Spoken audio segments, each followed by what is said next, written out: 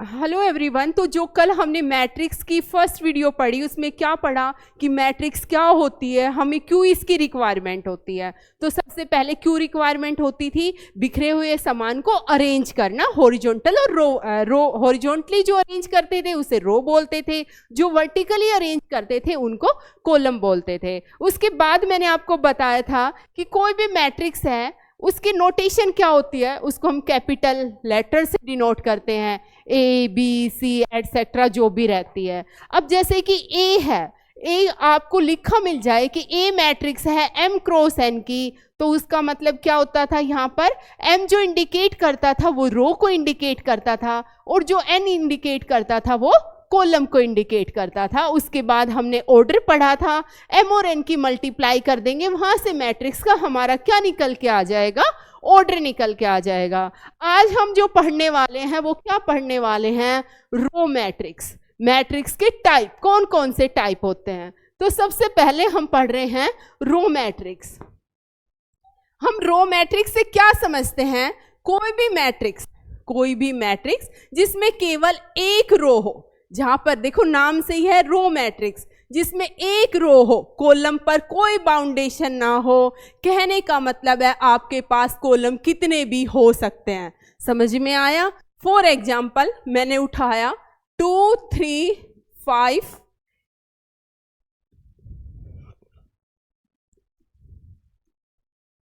मैंने उठाया 2 3 5 7, ये मैंने एक मैट्रिक्स उठाई। मैट्रिक्स की नोटेशन कौन सी ब्रैकेट थी, रेक्टेंगुलर ब्रैकेट या फिर ओपन ब्रैकेट। मैंने एक रेक्टेंगुलर ब्रैकेट लगा दी।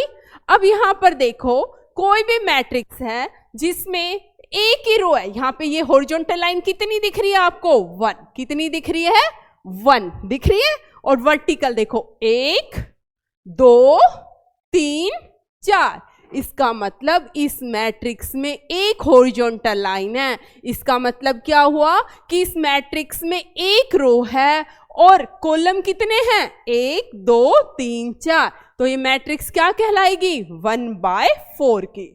समझ में आया। तो रो मैट्रिक्स का मतलब क्या समझे, जिस मैट्रिक्स में केवल एक रो हो और नंबर ऑफ कॉलम कितने भी हो सकते हैं। समझ में आया। उसके बाद हम बात करेंगे कॉलम मैट्रिक्स की। नाम से ही समझ में आ रहा है कॉलम मैट्रिक्स में क्या कंडीशन होगी, जिस मैट्रिक्स में कॉलम एक ही हो और रो कितनी भी हो सकती है।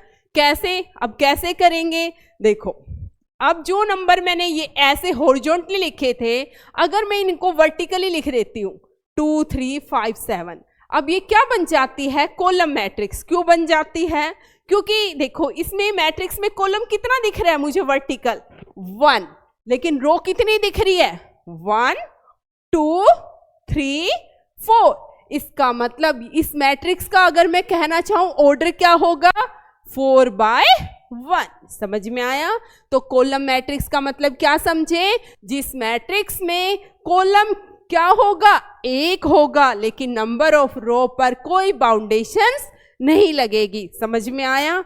उसके बाद हम नेक्स्ट बात करते हैं जीरो मैट्रिक्स की। जीरो मैट्रिक्स नाम से क्या पता चल रहा है, जीरो, इसका मतलब उस मैट्रिक्स के अंदर जितने भी हमारे नंबर ऑफ एलिमेंट है वो सारे क्या हो जाएंगे, जीरो आ जाएंगे। या कहने का मतलब है जो भी एंट्रीज है, ध्यान रखना मैट्रिक्स के अंदर जो ये नंबर कहलाते हैं, नंबर लिखे रहते हैं, इनको क्या बोलते हैं, एंट्रीज। क्या बोलते हैं, एंट्रीज। तो एक मैट्रिक्स जीरो मैट्रिक्स कब कहलाएगी, यदि उस मैट्रिक्स के सारे एलिमेंट क्या हो जाएं, जीरो, तो वो मैट्रिक्स क्या कहलाएगी, जीरो मैट्रिक्स।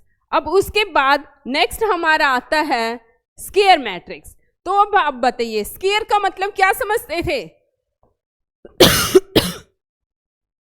स्क्वायर से क्या मतलब समझते हैं, सब चीजें इक्वल, या कहने का मतलब है जिसकी लेंथ इक्वल टू ब्रेड्थ हो, जिसकी लेंथ इक्वल टू क्या हो, ब्रेड्थ हो। हम यहाँ पर क्या कहेंगे, इसका मतलब स्क्वायर मैट्रिक्स का मतलब क्या समझे हम, यहाँ पर कोई भी मैट्रिक्स, ये देखो क्लियर नहीं लिखा हुआ तो मैं यहाँ पे लिख रही हूँ, कौन सी मैट्रिक्स है ये, स्क्वायर मैट्रिक्स। स्क्वायर मैट्रिक्स का मतलब क्या हुआ, जिसकी लेंथ इक्वल टू ब्रेड्थ हो। कहने का मतलब जिसकी नंबर ऑफ रो जिस मैट्रिक्स की नंबर ऑफ रो किसके इक्वल आ जाए, नंबर ऑफ कॉलम के इक्वल आ जाए, उसे हम क्या बोलेंगे, स्क्वायर मैट्रिक्स बोलेंगे। क्या बोलेंगे, स्क्वायर मैट्रिक्स। समझ में आया कि स्क्वायर मैट्रिक्स क्या होती है। एग्जांपल कंसीडर करते हैं, 2 3 5 7, ये एक स्क्वायर मैट्रिक्स है। कैसे है, देखो इसका ऑर्डर देखें हम, रो कितनी है, रो कितनी है, काउंट करो, 1 और 1 2, कॉलम कितने हैं, 1 और 1 2, कितने बाय कितने की है, 2 बाय 2 की है, तो ये क्या कहलाएगी, स्क्वायर मैट्रिक्स। समझ में आया, स्क्वायर मैट्रिक्स क्या होती है, जरूरी 2 बाय 2 की हो, 3 बाय 3 की हो सकती है, 4 बाय 4 की हो सकती है, 5 बाय 5 की हो सकती है। कहने का मतलब है जिस मैट्रिक्स में number of row equal to number of column हो उसे हम क्या बोलेंगे, स्क्वायर मैट्रिक्स। ध्यान आएगा, समझ आ गया। नेक्स्ट देखो, हम नेक्स्ट में हम बात करते हैं इसके बाद रेक्टेंगुलर मैट्रिक्स। कौन सी मैट्रिक्स है, रेक्टेंगुलर। अच्छा बताइए रेक्टेंगुलर का मतलब क्या समझते हैं, रेक्टेंगुलर पढ़ा होगा, रेक्टेंगल का मतलब बता दो। रेक्टेंगल का मतलब क्या होती है, जिसमें length not equal to breadth हो, यही होता है रेक्टेंगल का मतलब। इसी तरीके से मैट्रिक्स में क्या हो जाएगा, जिसमें number of row not equal to number of column हो, जिसमें number of row not equal to number of column हो। इसका मतलब रो मैट्रिक्स, कॉलम मैट्रिक्स सारी की सारी क्या बनेगी, रेक्टेंगुलर मैट्रिक्स ही बनेगी। देखो कैसे, 2 3 4 5 6 7, एक और एक 2, 2 बाय 3 की मैट्रिक्स है, तो इसके अंदर हमारे रो और कॉलम, देखो नंबर ऑफ रो कितनी है यहाँ पर 2, नंबर ऑफ कॉलम कितने हैं 3, तो यहाँ पर रो और कॉलम हमारे क्या नहीं है, इक्वल नहीं है, तो ये रेक्टेंगुलर मैट्रिक्स कहलाएगी। Means number of row not equal to number of column. समझ में आया, रेक्टेंगुलर मैट्रिक्स कौन सी होगी। अब नेक्स्ट हम चलते हैं, नेक्स्ट में हमारी मैट्रिक्स आती है रेक्टेंगुलर के बाद। अब हम जो नेक्स्ट पढ़ रहे हैं वो आती है हमारी diagonal matrix. Diagonal matrix, diagonal matrix का मतलब क्या रहता है, देखो हर मैट्रिक्स से नाम से पहले वर्ड जो छुपा रहता है वहीं में उसका आंसर लिखा रहता है। अगर हम ध्यान से देखें तो यहाँ पर जब मैं बार बार आपसे बोल रही हूँ कि एक डायगोनल मैट्रिक्स है, तो डायगोनल का मतलब क्या हुआ, ये ध्यान से देखना। कौन सी मैट्रिक्स पढ़ रहे हैं हम, डायगोनल मैट्रिक्स। तो डायगोनल मैट्रिक्स में क्या होगा, सिर्फ आपके डायगोनल रहेंगे और बाकी जितनी भी एंट्रीज है वो सारी क्या हो जाएंगी, जीरो। समझ में आया, डायगोनल को छोड़ के बाकी सारी एंट्रीज आपकी क्या हो जाएंगी, जीरो। इसीलिए इसको क्या बोलते हैं, डायगोनल मैट्रिक्स। और ये वाला जो डायगोनल होता है ना, ये डायगोनल दिख रहा है, इसी को हम क्या बोलते हैं, प्रिंसिपल डायगोनल। समझ में आया, इसी को हम क्या बोलते हैं, प्रिंसिपल डायगोनल। तो ये कौन सी मैट्रिक्स कहलाई हमारी, डायगोनल मैट्रिक्स। समझ में आ गया कि डायगोनल मैट्रिक्स में क्या होगा, सिर्फ डायगोनल एलिमेंट रहेंगे, बाकी सारी एंट्रीज क्या हो जाएगी हमारी, जीरो हो जाएगी। उसके बाद नेक्स्ट आता है हमारा स्केलर मैट्रिक्स। स्केलर मैट्रिक्स का मतलब क्या रहता है, देखो एक साइड में डायगोनल लिख लेती हूँ, एक साइड में स्केलर लिख लेती हूँ, दोनों में डिफरेंस बताती हूँ कि क्या डिफरेंस होता है। ठीक है, मैंने कहा ये मैं एक स्केलर मैट्रिक्स उठा लेती हूँ, 2 0 0 0 2 0 0 0 2, और यहां पर मैंने एक डायगोनल मैट्रिक्स उठाई। क्या उठाया, डायगोनल मैट्रिक्स 2 0 0 0 3 0 0 0 5 उठाया। ये कौन सी मैट्रिक्स है, डायगोनल। ये मैट्रिक्स कौन सी है, स्केलर। समझ में आया, दोनों में डिफरेंस क्या है, क्या आपको डिफरेंस कुछ दिख रहा है, आपको दिखाई दे रहा है कोई डिफरेंस, नहीं दे रहा। यदि दे रहा है तो अच्छी बात है, अब बताइए क्या डिफरेंस दिख रहा है मुझे, और नहीं दे रहा तो मैं बताती हूं। देखो इसमें सारी डायगोनल एंट्रीज डिफरेंट डिफरेंट है, डिफरेंट डिफरेंट है, इसमें सारी डायगोनल एंट्रीज सेम है, दिख रही है, ये भी 2 है, ये भी 2 है, और ये भी क्या है, 2 है। तो एक तरीके से जो स्केलर मैट्रिक्स है वो डायगोनली होती है, लेकिन मेन और क्या डिफरेंस होता है कि उसमें जो डायगोनल एंट्रीज सारी हैं वो भी क्या रहती है, सेम रहती है। समझ में आया कि जो डायगोनल एंट्रीज है अगर वो तीनों सारी, तीनों मतलब नहीं, वो सारी, क्योंकि मैट्रिक्स कितने बाय कितने की भी हो सकती है, तो अगर वो एंट्रीज सारी सेम है तो वो डायगोनल मैट्रिक्स क्या होगी, स्केलर होगी। अदरवाइज वो मैट्रिक्स क्या कहलाएगी, डायगोनल ही कहलाएगी। या आपसे एक एग्जामिनर क्वेश्चन पूछ सकता है, या कोई भी पूछ ले, क्या पूछ सकता है, वो पूछेगा क्या हर डायगोनल मैट्रिक्स स्केलर हो सकती है, क्या हर is every diagonal matrix is a scalar matrix, या फिर तो आपका आंसर क्या रहेगा, बताओ मुझे जल्दी से, क्या रहेगा आंसर आपका। तो आपका आंसर रहेगा कि हर डायगोनल मैट्रिक्स स्केलर मैट्रिक्स होगी या नहीं होगी, हाँ या ना, क्या होगा। जरूरी नहीं कि हर डायगोनल स्केलर हो, लेकिन ये जरूरी है कि हर स्केलर मैट्रिक्स को हम डायगोनल मैट्रिक्स बोलेंगे। समझ में आया क्या बताया मैंने, कि जरूरी नहीं कि हर डायगोनल स्केलर हो, लेकिन हर एक स्केलर मैट्रिक्स को हम क्या बोलेंगे, डायगोनल मैट्रिक्स। समझ में आ गया। अब हम बात करते हैं यूनिट मैट्रिक्स की। यूनिटी नाम से ही समझ में आ रहा है, डायगोनल, हर डायगोनल एंट्रीज 1 1 होगी, बाकी सारे एलिमेंट क्या हो जाएंगे हमारे 0। क्या होगी, हर एक एंट्रीज हमारी, जो भी डायगोनल एंट्रीज है वो हमारी 1 1 होगी, बाकी सारे एलिमेंट्स हमारे जितने भी हैं वो सारे क्या हो जाएंगे, 0 हो जाएंगे। ठीक है।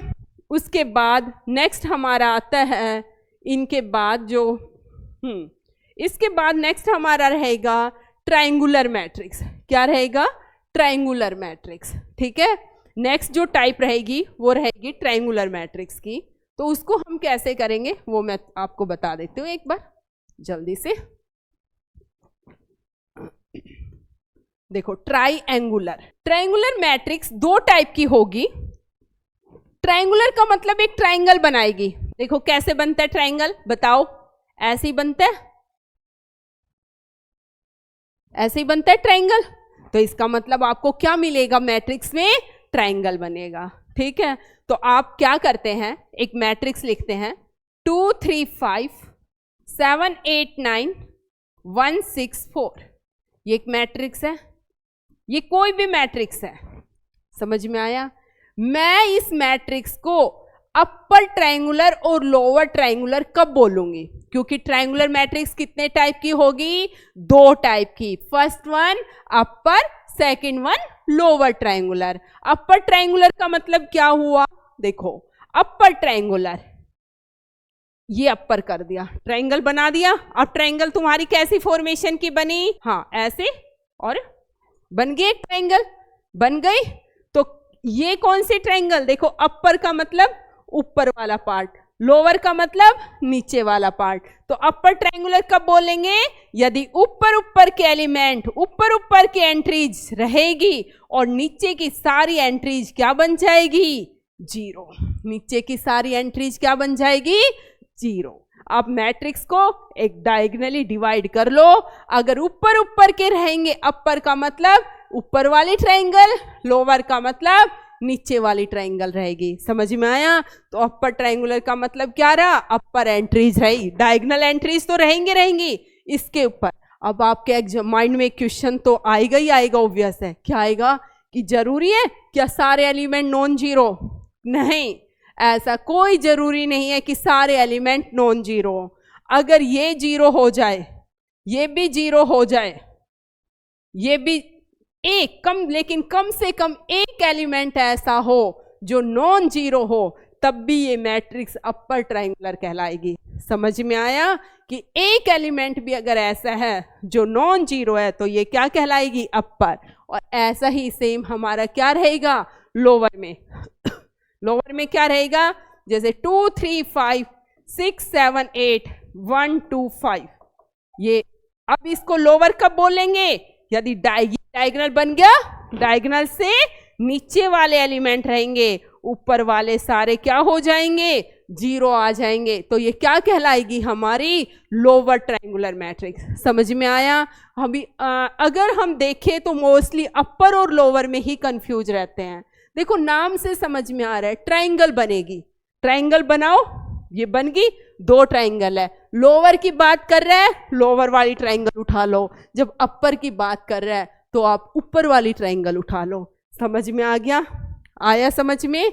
तो हम ये थी हमारी टाइप ऑफ मैट्रिक्स कि हम इसको कैसे डिवाइड करते हैं। अब नेक्स्ट में हम क्या निकालेंगे? रैंक कैसे निकालते हैं, रो एक्लन फॉर्म क्या होती है, मैट्रिक्स को नॉर्मल फॉर्म में कैसे लिखते हैं। थैंक यू आज के लिए।